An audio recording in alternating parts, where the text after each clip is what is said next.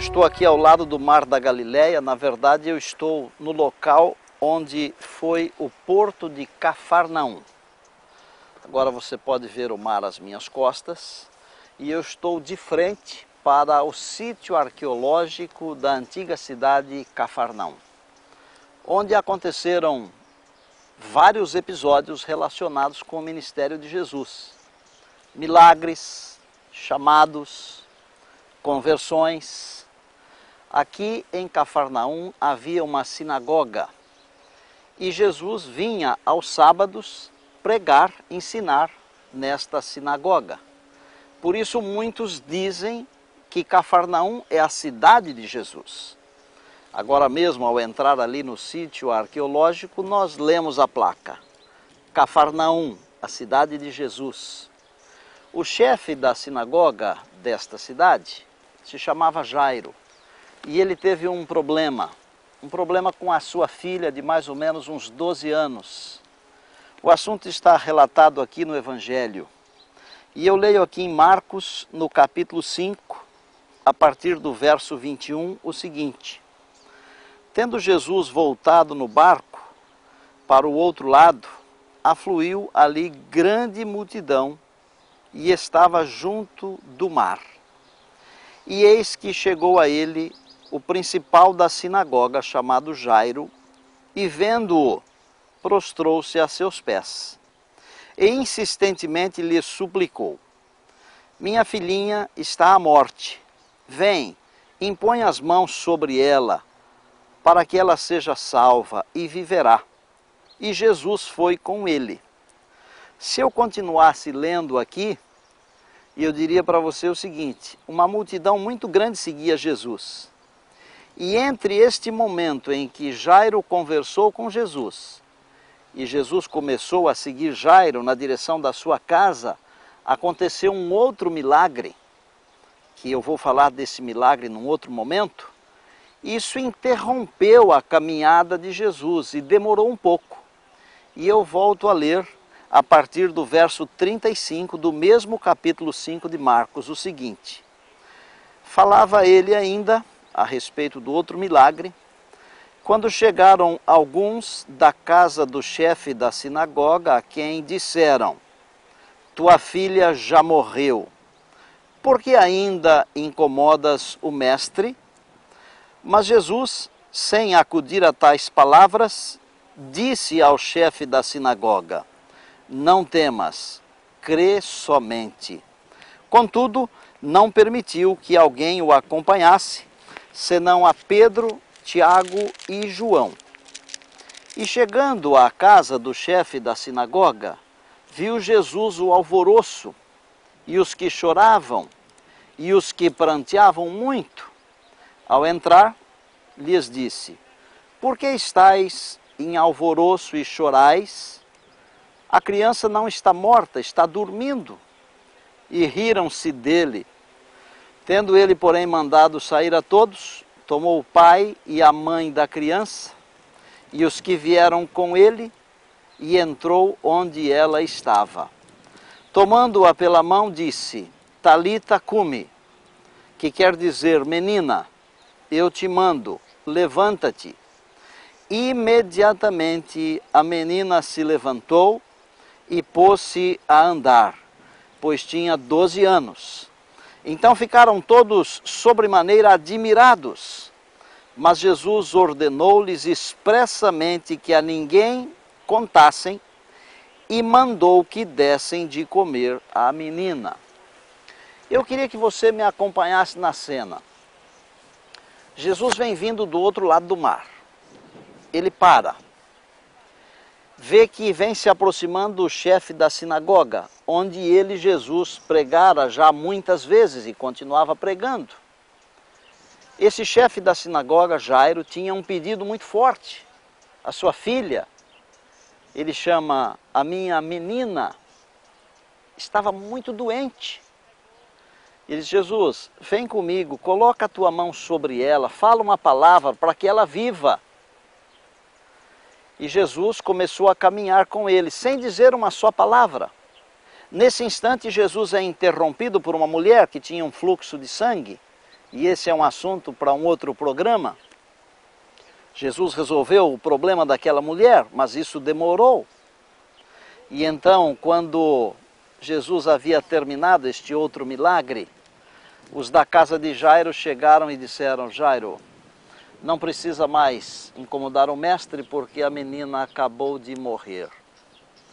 E então Jesus agora se dirige a Jairo pela primeira vez e diz: não temas, crê somente. Não temas, crê somente. Eu quero que você fique com isto na cabeça por um instante.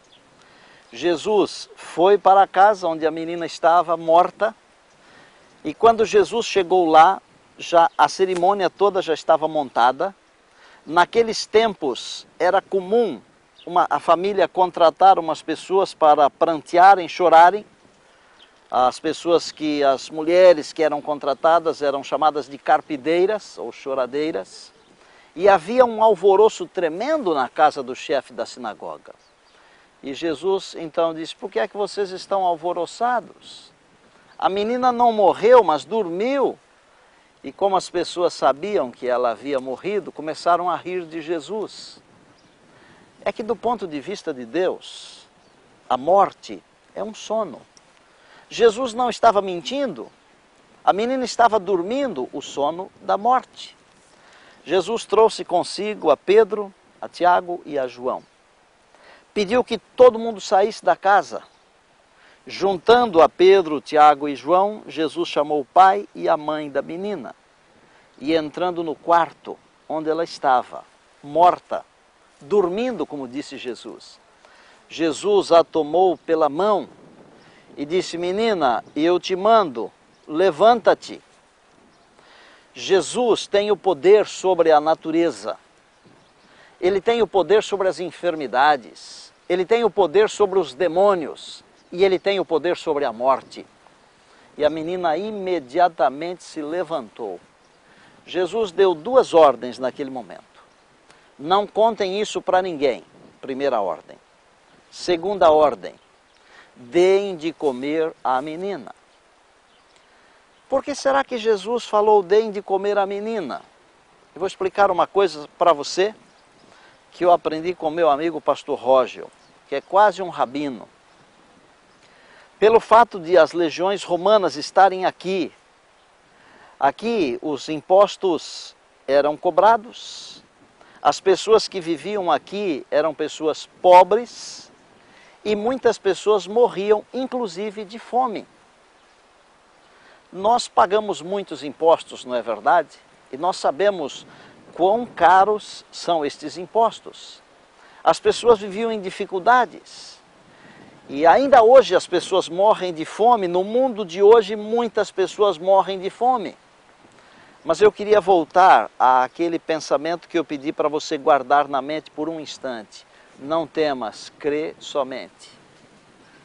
A salvação, não apenas do estado da morte, mas a salvação no aspecto geral, ela passa pelo não temas, crê somente. O mesmo Jesus que esteve aqui neste local há 2000 anos e levantou da morte a menina, a filha de Jairo, o chefe da sinagoga de Cafarnaum, é o mesmo Jesus de hoje.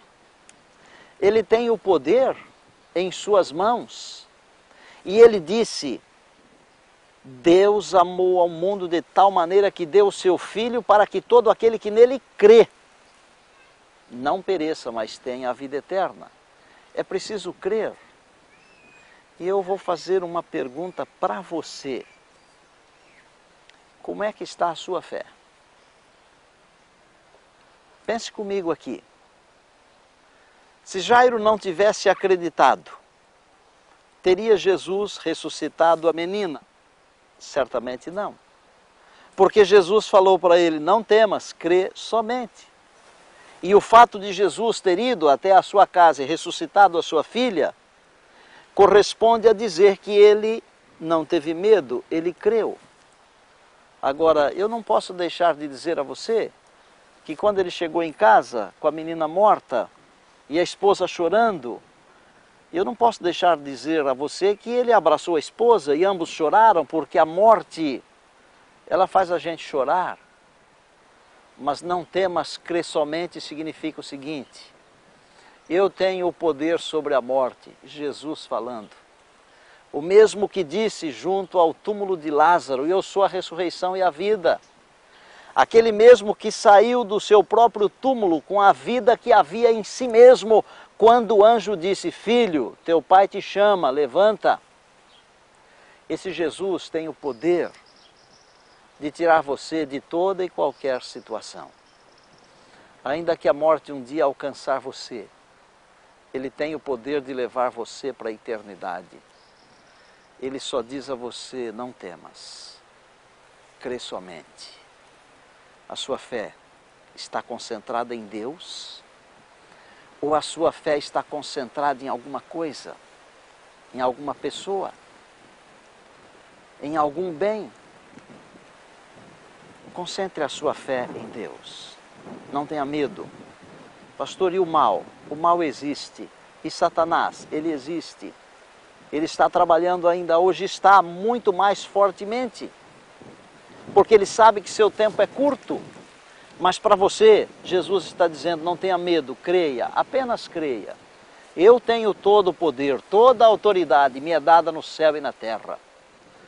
Se você tem algum problema na sua família, se você tem um filho doente, uma filha doente, um filho que foi para as drogas, um filho que se perdeu, uma filha que se perdeu, eu tenho filhos e eu sei quanto vale um filho e eu posso imaginar como estava o coração daquele pai e como ficou o coração daquele pai quando os homens da sua casa chegaram e disseram, não incomodes mais o mestre, a menina já morreu. Eu sei quanto vale um filho, quanto vale uma filha. Eu quero pedir para você entregar o seu filho a Jesus. Eu quero pedir para você entregar a sua filha a Jesus. E não tenha medo, creia. Jesus tem todo o poder de levantar, o poder de restabelecer, o poder de ressuscitar. E nesta hora eu estou aqui em meu coração orando por você, pelo seu filho, pela sua filha, pela sua família. E eu desejo do fundo do meu coração que nesta hora o anjo do Senhor esteja aí pertinho de você, abençoando você. E onde estiver alguém da sua família, seja um filho, uma filha, o pai, a mãe, um parente, que o anjo do Senhor vá até lá e dê uma bênção. Assim como Jesus veio aqui a Cafarnaum, à casa de Jairo, e deu a bênção que Jairo tanto queria, que era ter a sua filha saudável outra vez. E o Jesus que é o mesmo ontem, hoje e eternamente está aí do seu lado para abençoar você agora e que Ele o abençoe.